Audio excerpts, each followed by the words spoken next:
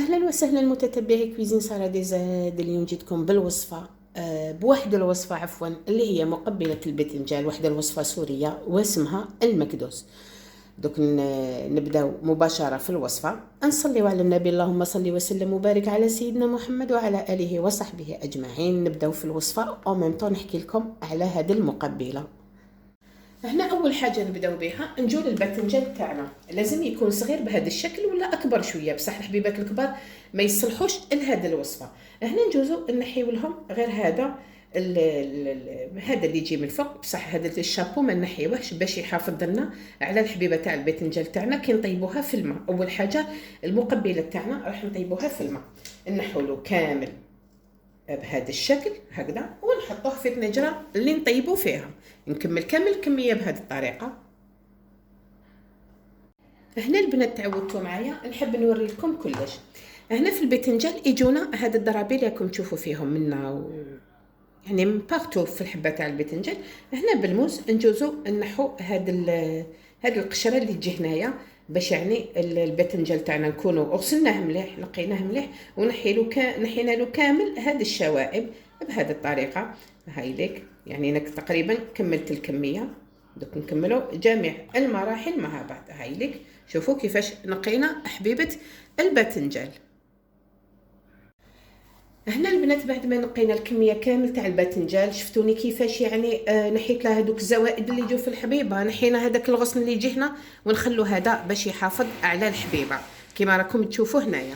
هنا درت لها الماء كميه يعني تقريبا ناقصه دو دوا باش ما يفيدناش في لا كويزينيير. نجيبو صحن بهذا الشكل ونتقلوا الباذنجان باش يهبط لتحت، نعرفوه باللي خفيف ويطلع الفوق، دونك هنا راح يفيدنا كي يبدا يغلي. هنا نتقلوه، اذا كان عندكم مهرس تاع نحاس تقلوه بالمهرس تاع نحاس، سينو ديروا طنجره ولا قدره فيها الماء وتقلوا بها. نحسبوا لها 12 حتى 13 دقيقه، لو ماكسيموم 15 دقيقه باسكو الحبيبات صغار. دوك انا هنا نحطهم فوق لا كويزينيير، نحسب 15 دقيقه، من بعد نولوا وتشوفوا النتيجه اللي لازم نتحصلوا عليها. هنا البنات بعد ما حطيتها فوق لا كويزينيير، حطيت عليها الصحن كما راكم تشوفوا وتقلتها بكسرونه، درت فيها الماء يعني باش تقل لي الصحن ويهبط الباذنجان تحتها ويطيب لي. بالنسبه للتوقيت نقول لكم نعاود لكم، احسبوا 12 دقيقه. كي تقفل 12 دقيقه بعد الغليان بعد ما يغلي، احسبوا 12 دقيقه وتفقدوا الباذنجان تاعكم باسكو صغير. دونك هنا نخلوه يطيب مده 12 حتى 15 دقيقه.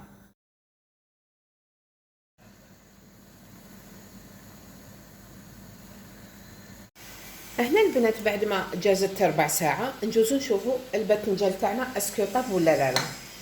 هنا اول حاجه صوت المبتدئات تولهوا الصحن راهو سخون بزاف، دونك هنا بلا بانس يعني راح ترفدوه بكل سهوله كما راكم تلاحظوا هنايا. هنا شوفوا اللون تاعو تغير، نجيبوا فرشيطه ونبيكيو حبيبه الباذنجان. هاي لك هنا طاب لي الباذنجان تاعي، دونك هنا نطفيو عليه نصفيوه نخلوه يبرد باش نكملوا بقيه المراحل. هنا البنات بعد ما طاب لي الباذنجان تاعي كما راكم تلاحظوا هنا صفيته درتو في سليله كما هكا باش نتخلص من الماء ديالو. هذاك الشابو اللي خليناه اللي قلت لكم ما نحيوهش اللي كما راكم تلاحظوا هنا، احنا دوكا راهو سخون، انا دوكا نخليه يبرد شويه، ولكن راح نوري لكم هنا راح نتخلصوا من هذا الشابو. يعني شوفوا يديا كيفاش كحالوا من الباذنجان، نتخلصوا كامل من هذاك الشابو اللي خليناه باش يحافظ لنا على حبيبه الباذنجان وما تترتقش كي تكون طيب، باسكو لو كان نحيوه تترتق وما راحش نتحصلوا على الشكل اللي كنت نحوس عليه. دونك هنا نعاود نحيلو، نعاود نفهمكم بيان، نعاودوا نحيو هذا الشابو كامل للكميه هذه باش تكملوا معايا المراحل. هنا البنات بعد ما نحينا له هذاك الشابو اللي كنا مخليينه اللي قلت لكم في الاول، نحب نذكركم مليح اللي قلنا نخلوه باش كي طيب الحبه ما تترتقش. هنا الكميه كامل نحيت لها هذاك الشابو. هنا نعتذر على يديا باسكو الباذنجان يكحل اليدين. هنا جبت كميه تاع الملح كيما راهو موضح هنا في الصوره، ندني لكم يعني باش تتضح الصوره مليح. عندنا كميه تاع الملح، نجيبوا السكين تاعنا ونفتحوا الحبه تاع الباذنجان بهذا الشكل هكذا في الوسط بخط طولي يعني بهذا الشكل، ونفتحوها هكذا كما راه موضح، ونجيبوا الملح ونديروا لها هنا كميه لا باس بها، ما تخافوش ما راحش يجي مالح، دوك تعرفوا علاش. هذه الحبيبه الاولى ونمسحوا كامل الحبه تاع الباذنجان تاعنا بهذا الشكل، ونحطوها على الجهه اللي فتحناها، نحطوها هكذا في الكسكاس. نزيدو هنا حبيبه مع بعض، ونقول لكم علاش راح الحبه تاع الباذنجان تاعكم ما راحش تجي مالحه، باسكو راح نبيتو الباذنجان تاعنا يقطر كامل ويتخلص من الكميه تاع الماء اللي فيه والملح اللي فيه. دونك هنا هذه الكميه تاع الملح اللي درناها في القلب تاع الباذنجان راح نتخلصوا منها، وراح يكون الملوحيه تاعو معتدله. دونك هنا ما تخافوش منه ما يجيش مالح. نزيد نفتح معكم الحبه الثالثه يعني بهذا الشكل. شوفوا البنات هايليك، ونضيفوا فيها كميه تاع الملح بهذا الشكل. ما تخافوش البنات، قلت لكم ونعاود لكم ما راحش يجي مالح هكذا. ونمسحوها كامل من برا، ونديروا الجهه اللي درنا فيها الملح هي اللي نحطوها مقلوبه لتحتها، باش راح نتخلصوا تماما من الكميه تاع الماء اللي تكون في الباذنجان، باش الوصفه هذه ما تغملش وما تفسدش. لازم نتخلصوا من الماء هذا. دونك هنا كي نكمل هذه الكميه كامل، تشوفوا كيفاش ندير له باش نتخلصوا من الكميه تاع الماء اللي فيه. هنا البنات بعد ما راكم تلاحظوا كيفاش درت له الملح كامل، فتحت له القلب ديالو وملحته بهذا الشكل. يعني باش نعاود نوضح لكم، فتحته هكذا بالموس، درت له فتحه، هنا درت له الملح وزيد درت له الملح من برا بهذا الشكل، ورصيته هنا هكذا فوق بعضه. هنا واش راح ندير؟ هنا نجيبوا صحن بهذا الشكل، ودوك نجيب طنجره نعمرها بالماء باش نتقلوا هذا الصحن، باش نتخلصوا كامل من الماء الزايد والملح الزايد. الكميه تاع الملح اللي شفتوني ضفتها البنات، هذيك الكميه ما تخافوش منها، باسكو راح يدي حقه تاع الملح فقط، والباقي كيما نقولوا حنايا راح يتخلص منه كامل في الصحن هذا. اشاك فوا رفدوا السليله تاعكم، اذا لقيتوا التبيسي تاعكم هذا تعمر بالماء فرغوه وعاودوا رجعوه، راح نبيتوا ليله كامله. انا بديتو على بكري حال باش نتحصل على نتيجه مليحه. دوك هنا نجيب القدره اللي نعمرها بالماء باش تشوفوا كيفاش انا ندير له باش نتخلص من الماء الزايد. شوفوا هنا البنات بدت له الصحن باش نكون اليز ونخدم خدمه بلي سيكوريتي. درته هنا في اليان كبير، يعني قيس السليله اللي درتها باش ما يطيحش في الماء ديالو، ماذا بيا يكون مرفود احسن. شوفوا بدينا نتخلصوا من الماء اللي كان فيه، بدا يتخلص من الماء اللي كان فيه. كي نزيدو نبيتوه ليله كامله، هنا راح نضمنوا باللي الماء الزايد والملح الزايد كامل تخلصنا منه، باسكو هما يخدموا هذه المقبله بهذا الشكل اللي اسمها المقبله اسمها المكدوس بهذا الشكل. هنا نبداو نقيو هكذا. لازم حاجه ثقيله، اذا كان عندكم مهراز تاع النحاس احسن واحسن، ما عندكمش ديروا كيما انا. دوك هنا ندوزو بعد ما كملنا مع الباذنجان، يعني شفتوا الوصفه من الالف للياء. هنا دوك نجوزو نوجدوا لافارس اللي نديروها لداخل، واحد العقده خفيفه هكا بالجوز والطرشي الاحمر. هنا بعد ما كملنا مع الباذنجان كما قلت لكم قبل يعني، وحطيناه دو كوتي او يقطر، قلنا نخلوه ليله كامله. هنا عندي كميه تاع الجوز كما راكم تلاحظوا هنا، وهنا عندي الطرشي الاحمر ولا الفليفله الحمراء كما يقولوا لها الهومه، يعني الطرشي الاحمر. تغسلوه وتقطعوه ترحوه في الروبو. انا جاني واجد كما راهو موضح هنا، باسكو هاد الطلبيه الراجل اختي سوري حب ياكلها، درتها له ديجا اون فوا عجباتو، قال لي يعني صراحه شكرني وقال لي اون ديري خدمتها ايادي سوريه. حبيت نعاود معاكم الوصفه، ديجا كاين في القناه مي ما كانتش واضحه كيما هاد المره. بون قلنا هنا عندنا الطرشي الاحمر، كاين الطرشي الاخضر كاين الطرشي الاحمر، جابوه نقاوه ورحاوه بهذا الشكل كيما راهو موضح هنا. نتوما تحبوا تشروه وتميكسيوه في الروبو تاني ما فيها بس، ولكن اذا خدمتوه نتوما في الدار وترحيوه في الروبو، ديروا له مغرفه صغيره تاع الملح وحطوه في الكسكاس يبات ليله كامله، يطلق هذاك الماء باش تخلطوه مع الجوز. انا هنا راهو عندي واجد.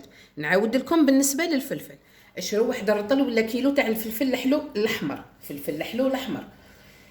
تغسلوه تنحوا له الزريعه وهذوك الخيوط اللي لداخل، وتقطعوه وترحيوه في الروبو. من بعد ما ترحيوه في الروبو ديروه قطعوه يعني بواحد الطريقه كيما راكم تلاحظوا هنا رقيقه بزاف. ديروا له مغرفه تاع الملح، حطوه في الكسكاس ليله كامله باش تخلصوا من الماء، باش الوصفه تاعكم تكون ناجحه 100%. بون هنا عندنا كيله تاع الطرشي الاحمر ولا الفليفله الحمراء كيما يقولوا هما، وحنا ثاني ندو كيله تاع الجوز نرحوها. دوك تشوفوا القوام تاعها كيفاش راح يكون. نبداو هنا على بركه الله، بسم الله نفتحو وندو الكيله بسم الله. كما راكم تلاحظوا هنا الوصفه هذه هما يديروها بالجوز، ولكن احنا هنا في الجزائر اللي تشهاها وما كانش عنده الجوز يعني فكره من عندي فقط. ينجم يعوض الجوز بالكاوكاو، ما من الكاوكاو نعرفوه يعني بنته مليحه، ولكن ما كان ماشي راح تكون كيما الجوز ولا اللوز، يعني باش نكونوا صراحه مع بعضنا. هنا كيفاش نربحو؟ ما نحكموش الروبوت تاعنا ونابيو على هذه القفله حتى يولي لنا بودغ، لا نبداو نرحيو بهذه الطريقه هكذا حتى نتحصلوا على القوام اللي انا حابينه دوك تشوفوه. هنا بعد ما رحينا الجوز، النتيجه اللي تحصلنا عليها هذه هي، يجي كونكاسي كيما راكم تلاحظوا هنايا، ما يجيش بودغ. نفرغوا الكميه كامله هنا ونضيفوا عليها هذه الكيله تاع المحمره ولا الطرشي الاحمر، تحبوا تضيفوا معاه ثاني راس حار احمر ما فيها بس، راح يمد لكم ذوق بزاف هايل. احنا سورتو العشاق تاع الباذنجان راح يتمتعوا بهذه الوصفه. هنا نضيف عليها شويه ملح. هنا بعد ما ضفنا هاد المكونين مع بعض، هنا قلت لكم نضيفوا هنا مغرفه تاع ملح ماشي معمره بهذا الشكل كما راكم تلاحظوا هنا، وما نضيفوا حتى ايبيس، يعني ما يضيفوا لها هما حتى عقار ني فلفل نكحل ني كمون والو، ملح طرشي الاحمر والجوز. بهذه الطريقه نخلطوا الكل مع بعض حتى ينسجم الخليط بين المحمره والجوز. هنا بعد ما خلطنا المكونين مع بعض مع شويه تاع الملح باسكو الباذنجان تاعنا ملحنا، النتيجه اللي تحصلنا عليها هذه هي. هنا نديروا له فيلم اليمونتير نحطوه في الثلاجه. الباذنجان تاعنا كيما لاحظتوا قلت لكم اشاك فوا طلوا على ليان اللي يكون من تحت كي تشوفوا الماء الحق للسليله تاعكم فرغوه، يعني باش نتخلصوا عفوا من الماء تماما. بالنسبه للتحميره هذا الفلفل الطرشي الاحمر تحبوا تزيدوا معاه حبه حار احمر ثاني راح تمد لكم ذوق بزاف رائع. الا ما كانتش واجده عندكم هذه التحميره كيما يقولوا لها هما، تنجموا تشروا الطرشي الاحمر تقطعوه في الروبو دي كيوب صغار بالبزاف، ديروا له كميه تاع الملح اللي ضفناها له هنايا، خلوه يقطر يتخلص من الماء تاعو، من بعد ضيفوا له الجوز. يعني كي تضيفوا له الجوز بلا ما تضيفوا الملح باسكو تكونوا درتوا له ديجا من قبل. الملح اللي يخدموا به في سوريا لهذه المقبله هو الملح الصخري. صراحه انا ما نعرفوش هذا الملح، ولكن يعني نحب نجيب لكم المعلومه بالتدقيق، يعني ما اللي حاب يجرب هذه الوصفه كمشروع يعني تجاري باسكو السواره بزاف راهم كاينين في الجزائر تخدموا مع لي غون سورفاس. دوك تشوفوا كيفاش انا نديرو في لي بواط، نتوما تاني ديروا كل كيلو وحده يعني، وتفاهموا مع اي سوبيرات ولا مع اي محل اللي تخدموا معاه اللي يجوا يشروا عنده السواره راح يفرحوا بزاف بهذه المقبله باسكو هما يحبوا المقبلات بزاف. بون قلنا هنا نغطوه بفيلم اليمونتير نحطوه في الثلاجه باذن الله تعالى غدوه الصباح ان شاء الله نجو نكملوا الوصفه وتشوفوا الباذنجان تاعنا كي يتخلص من الماء تماما. هنا نعتذر منكم البنات، نسينا المكون اللي راح يمد بنا لهذه المقبله اللي هو الثوم. هنا عندي راس ثوم كامل نقيته بهذا الشكل، تحبوا تقطعوه في الروبو تحبوا تدرسوه في المهراز، انا كوم درت الملح صاي سي بون. دونك هنا راح نرابيه. دوك هنا نرابي الراس تاع الثوم كامل. هنا بعد ما رحينا الثوم انا علاش نسيتو مضاريه نرحي الثوم مع الفلفل الاحمر مع الطرشي الاحمر اللي ذكرته لكم في الاول. هنا كي جاني واجد عليها اللي نسيت الثوم. هنا بعد ما ربيته نضيفوا الكميه، يحب كميه لاباس بها تاع الثوم باسكو راح يمدلو ذوق بزاف رائع. هنا ونجوز على بركه الله نخلطو حتى ينسجم الخليط كامل، الجوز الطرشي الاحمر والملح مع الثوم. قلت لكم بالنسبه للطرشي الاحمر تحبوا تزيدوا معاه حبيبه حار حمراء ما فيها بس راح تمد لكم بزاف ذوق رائع. هنا بعد ما خلطنا الثوم مع المكونات كامل هنا نعاودوا نغطوها بفيلم اليمونتير ونرجعوها في الثلاجه. نعتذر منكم البنات يعني صاري ننساو حاجه، ولكن مزيان لي ما جاتش الوقت وعاودت ذكرتكم بالثوم باسكو هو الاساس في هذه الوصفه.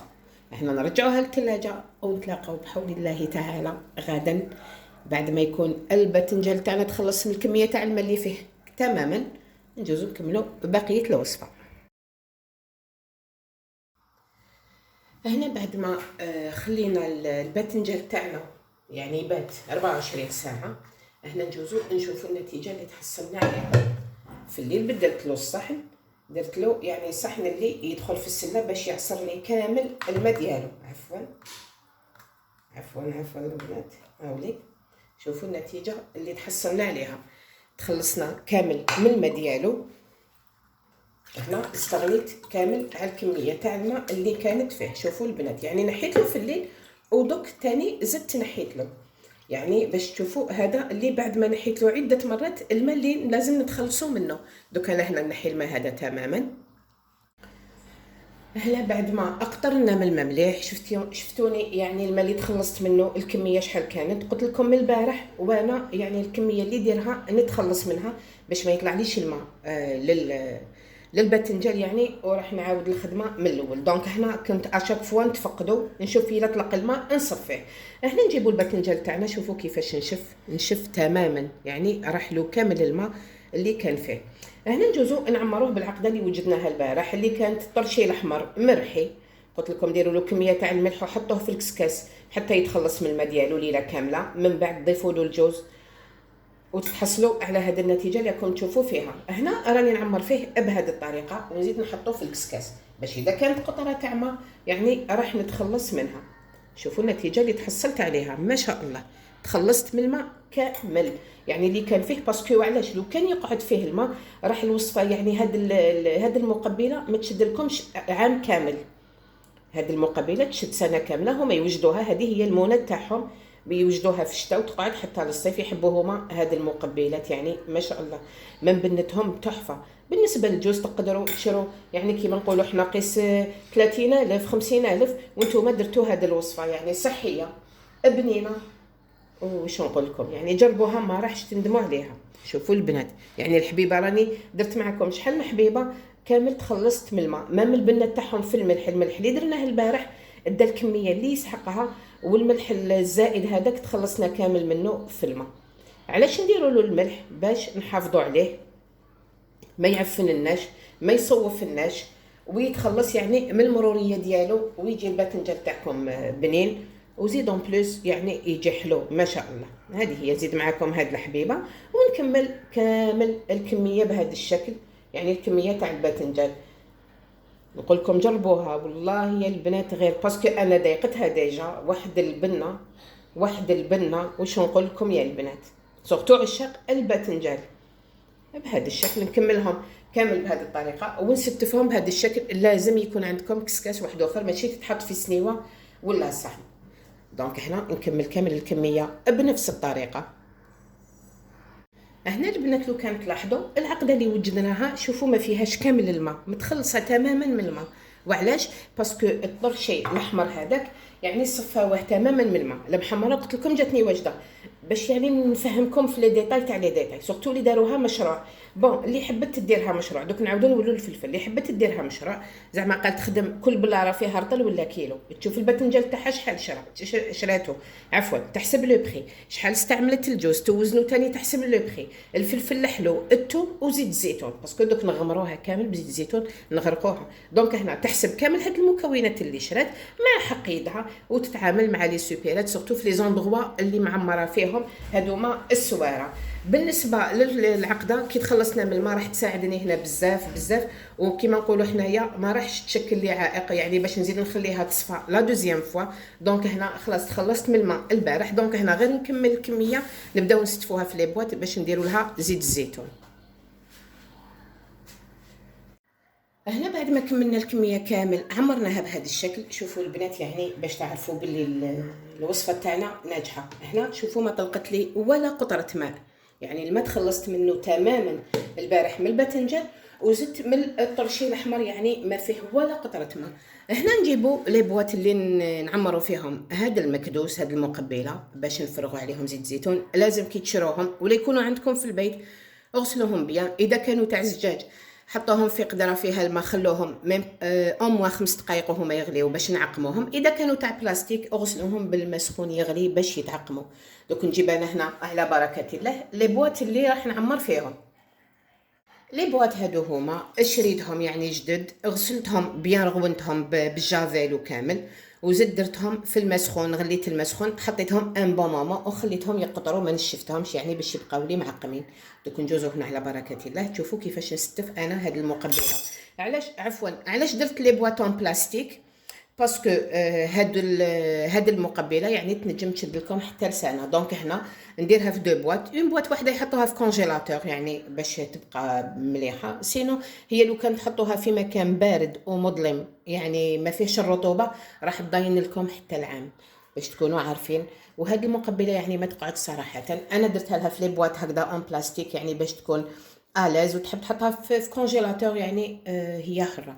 دوك هنا ندوزو على بركه الله نستفوا هاد المقبله في لي بواط. هنا جبت لابواط تاعنا ونبداو بسم الله على بركه الله. دائما ديروا الفتحه اللي عمرناها ديروها للفوق كيما راكم تلاحظوا هنايا، ونبداو نستفوا. دوك تشوفوا كيفاش يعني التستاف عنده دور كبير كبير ومهم.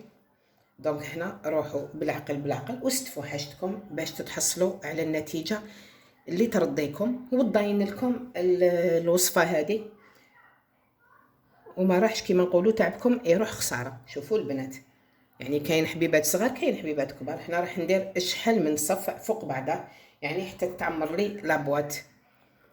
هنا رصوها بيان يعني ديروا الحبيبه قد خدها قدام خدها عفوا ماشي قد خدها عفوا هكذا بهذا الشكل.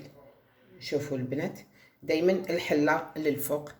الكميه اللي درتها درت لي كامل الكميه تاع الباذنجان. واذا فضلكم باذنجان فارغ تنجموا تكونجليوه، واذا فضلكم تاني العقده تنجموا تكونجليوها وتستعملوها المره الجايه يعني تلقاو كل شيء واجد.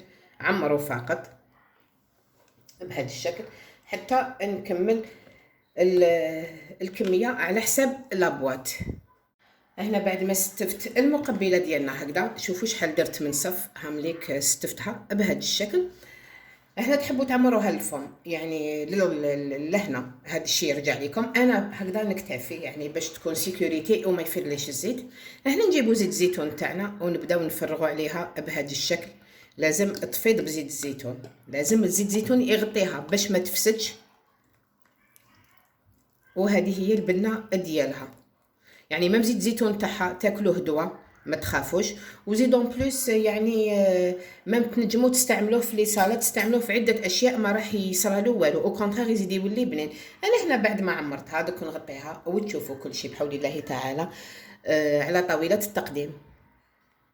هنا بعد ما كملنا الكميه كامل استفناها في لي بواط. شوفوا النتيجه اللي تحصلت عليها بالنسبه لزيت الزيتون. الباطه هذه ما عمرتها يعني الحمد لله، مي هذه دوك نبعثها له ليه للدار. دوك اختي ان شاء الله تزيد تعمرها بزيت الزيتون. النتيجه اللي تحصلنا عليها هذه هي. شوفوا البنات بنا شوفوا شكلا ومذاقا وريحه تحفه. ريحه الجوز مع داك الفلفل الاحمر الحلو والحار ومع الثوم. واش نقول لكم جربوا هذه الوصفه ما راحش تندموا عليها. نقول لكم تحبوا ديروها مشروع كيما قلت لكم احسبوا شحال شريتوا باذنجان، شحال شريتوا الجوز، شحال شريتوا الفلفل الحلو الاحمر، الثوم، زيت الزيتون، يعني احسبوا كلش وزيدوا حقيتكم. عمروهم في لي بواط كسوسوا في الرطل ولا في الكيلو على حسب ما يقول لكم مول الماحل. سورتو لي غران سيرفاس وين يقضيو السواره ولا المشرق العربي يعني صراحه كامل يحبوا هذه المقبله.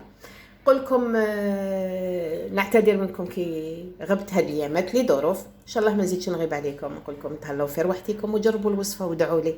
يعني صراحه صح تشد لي شويه بصح بنتها اولا دوا بنه تحفه وزيدون بليس يعني سورتو عشاق الباذنجان بهذه الطريقه راح يزيدوا يولوا يحبوه اكثر واكثر.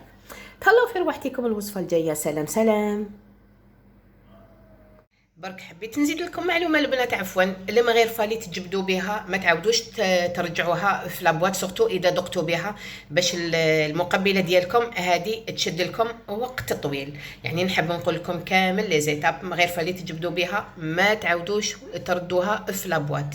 هذه هي باش الوصفه تاعكم تقعد هي تعرفوني انا نحب نقول لكم كل شيء.